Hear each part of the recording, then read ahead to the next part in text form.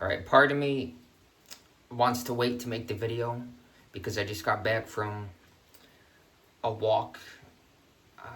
It's raining out. I don't know if you can hear in the background. I had to shut a window here just because I didn't want it interfering with the sound of my voice. And I sometimes I wonder, not that I care how other people perceive me, but sometimes I actually wonder, like, my neighbors, for instance, what they think when this guy is running in the rain at midnight, barefoot in the middle of the street, as they're sitting on their porch reading, and just new neighbors, a couple, a really nice couple. The house was up for sale next door, and I said that whoever's meant to be there will be there, will come in perfect timing, by God's will, because His will is done. And part of me is like, this guy, he does crazy shit. I'm Alex, the guy that's talking to you. He does some crazy shit sometimes, and it's just funny witnessing it myself even. Like, where do these ideas come from to just do this type of shit? Like, is it learning how to interpret pain as pleasure and realizing actually they go together? They're two sides of the same coin, but in a way that can be cliche. A lot of people have said that. So how can I say it in a way that is different? Also, I was thinking too while I was running, how isn't it interesting that we can subtly convey things without even saying them? Maybe just by body language or just nonverbal awareness. To be able to see things. And as I was about to say, to subtly convey that really this thing is going to keep happening. It's going to keep going on. I'm going to keep doing. With or without you. So if you want to be a part of this, hell yeah. If you're genuine and you're sincere, I'm open arms. But authenticity, this just brings to mind that thing that is key. Something that you can't fake. And be completely comfortable and confident in your own skin. Not to show it off or say, hey, look at me, because you really don't care. It's not about that. It's not about superficiality. So how can I convey that which is deeper truths that are simply in the aforementioned nonverbal awareness, that which transmits via osmosis, beyond verbal communication, but of course also within. And you see, we think about distraction. The cat in the other room. Brand new kitten. Because, now imagine this. We're going to make this fun. Someone comes to you with the kitten in their hands like this and hands it to you. Do you want it? Brand new baby kitten, recent incarnation, full of the feminine. Just spontaneous and does whatever the hell it wants because it's curious. And see, like right now. Wait, can we see her? Yeah, we can see her. She's having fun with some tissues. She's like, dude, my dude's in the other room saying something, and maybe I want him paying attention. Now, that's the thing with the cats is they're self-sufficient. They pretty much do their own thing, come around every once in a while, say, hey, pet me, or whatever. But this thing's full of energy, man. I'm telling you. She's still at that point with a brand new kitten. It's like, man, I love that wonderful piece of energy as it's embodied. Man, these are... I know, I'm not the only one who feels this. Like you're having some thoughts or like a wonderful stream of consciousness. And you can, sometimes I talk to myself out loud. Okay, that's kind of what I'm doing with you now. I'm just free flowing. No prior plan. Didn't know I was going to make this video, but I'm thinking... Now, I'm getting off on a tangent here, and I'm aware of it. But one of the thoughts that I wanted to make this video is...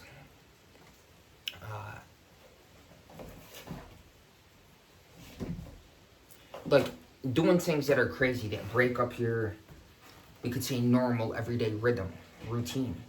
Do things that are different to pave different neural pathways in your brain.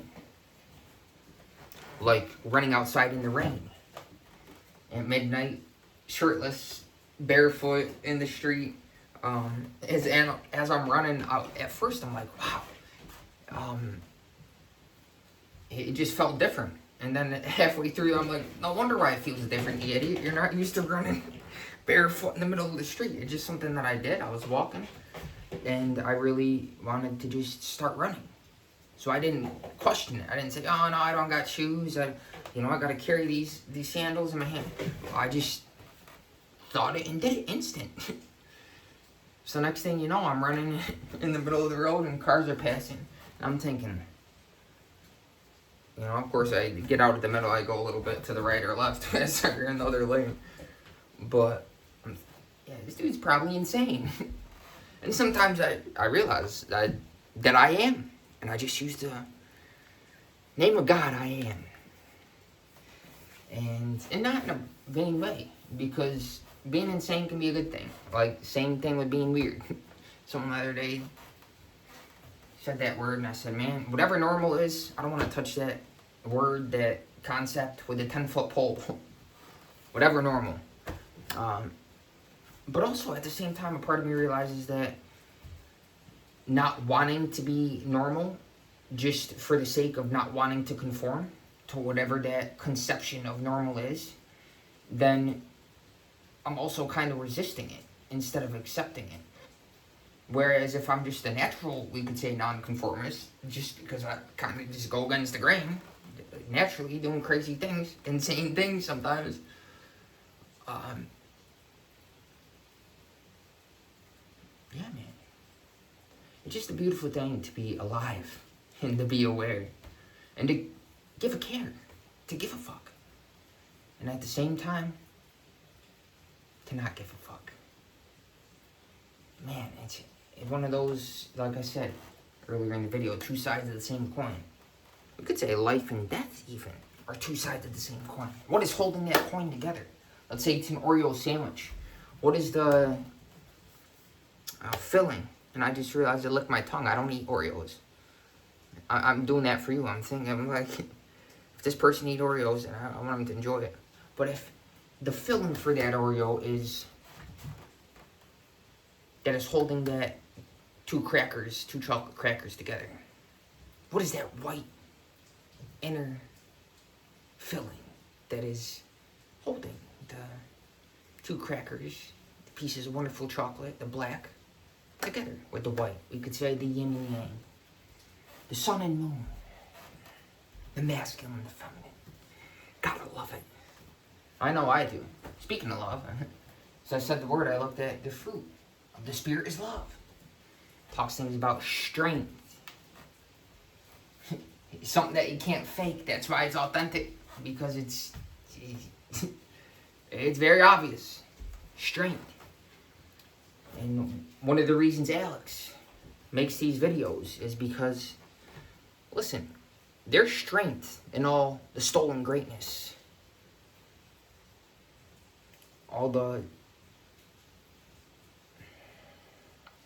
Now this is where we want to be careful in how we language, verbalize, communicate certain things. You see, things that are objective, we could say, in a way, everything is spiritual, even if it's very visible and provable. You can see it, it's tangible. You can see it with your eyes. That's why I think a lot of people who are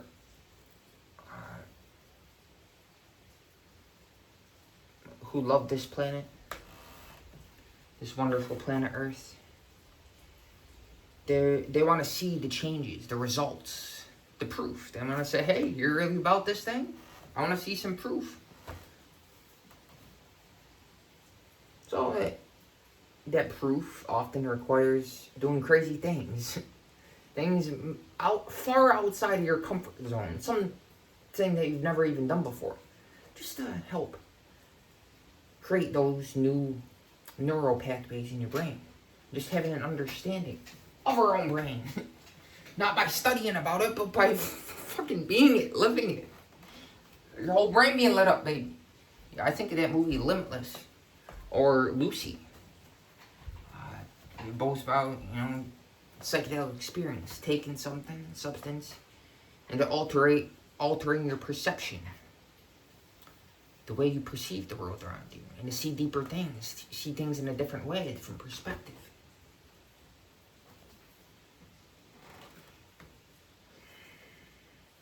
Yeah, it's wonderful to be comfortable. Very comfortable and confident in your own skin. But at the same time, to not identify with it, we can say. And I say that at 11:11. To not be so focused on the objective appearance of things, but seeing things on a deeper level, from a different way. I'm sure you know the cliche. If you change the way you look at things, the things you look at change. And something I've noticed is that when I'm more so lit up and in tune with the environment, I'm not even really focused on myself. I'm just there and present and everything's all lit up and I'm profoundly connected to everything. And this is one of the reasons why I love going out into nature. Divine Mother. To know yourself from the origin. The planet that we walk upon. All the way to the ultimate. To the divine. We could say from earth all the way to heaven. But wait, there's no separation. They can be here now, together. Life is what you make it. And so, as you exist, some very deep thoughts arose in consciousness about the difference between existence and non-existence. For instance, what happens when you go to bed at night, to your state of consciousness? Have you ever been in that awareness? Aware at the moment you fall asleep. And then the moment after you wake up, you're simply pure, unblemished, timeless awareness. The loving witness.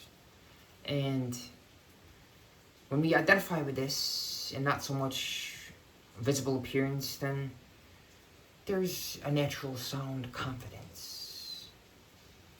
And we understand the power of our essence, what we speak, what we verbalize and bring into the world, as we share the word of God.